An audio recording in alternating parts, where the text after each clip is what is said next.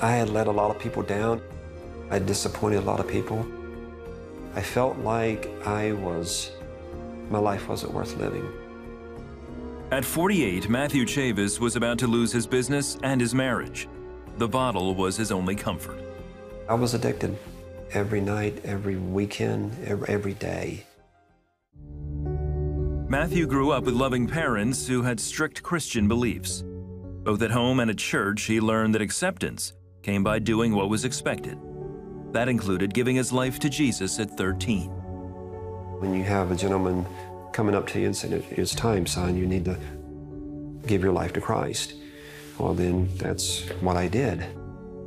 As a result, he never understood God's love for him. I also felt like God was going to punish me, or I was going to be punished to hell, if I did this. And so I feared God. One place he did find acceptance was the playing field. A star athlete in middle and high school, Matthew had the respect and admiration of his teammates, coaches, and fans. I was on top of the world. I had my friends, I had these guys I'd grown up with. We were always together, practicing, playing. I was always part of the team. I was the quarterback, I was the point guard, I was the pitcher. So I was at the center of focus there, and so I had a group of guys listening to me call the plays. He had hopes of playing college basketball, but after severely breaking his ankle in high school, he no longer had what it took to play at the higher level. Sports was my life, but once that was gone, it was like my sense of worth was completely lost without it. When I went to college, I didn't have that, and so I was completely lost.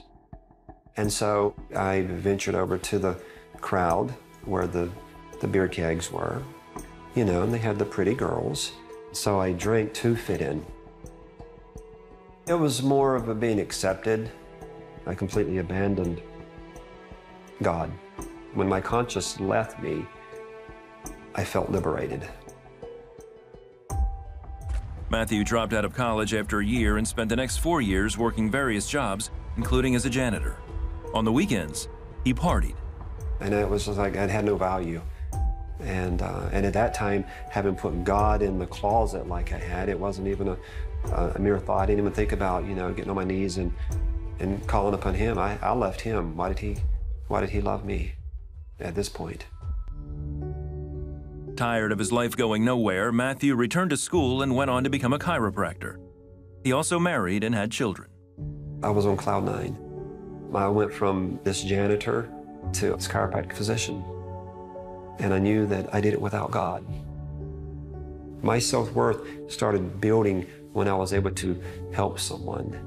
And so having all this to come to fruition was a big boost to my ego. Nothing was going to bring me down. His practice flourished for years, until the economy nosedived in 2008. You go from seeing 45 to 50 patients a day down to 15 to 20.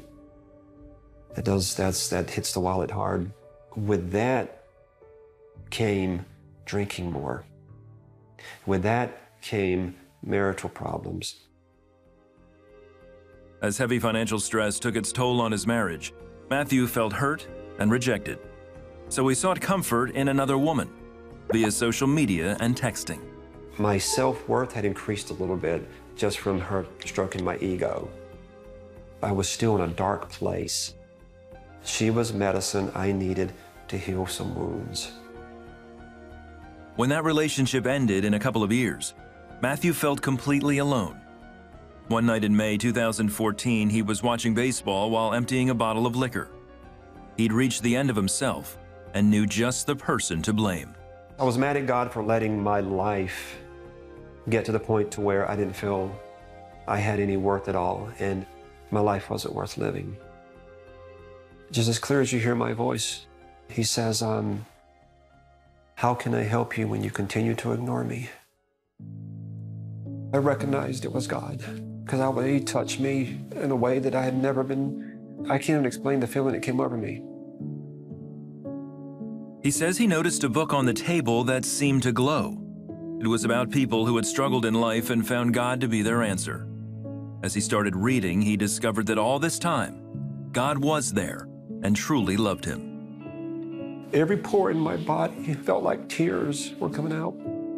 It was as I was being cleansed as I was reading this book. I immediately gave my life to Christ. Forgive me of all my sins, dear Lord. I know that what I've been doing all these years is wrong.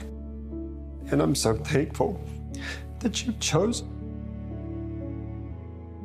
not to leave me. And I thought you had. Matthew stopped drinking and began going to church with a friend, where he felt like part of a team again. We were all working for the same purpose, and that was Jesus Christ to be at the front and center of our lives. In time, his business picked up again. Though disappointed that his marriage ended, Matthew remains close to his 4 sons. He's now able to see himself more as God does and wrote a book about his journey. He does love me. He never left me. I left him. So I feel I'm a brand new man.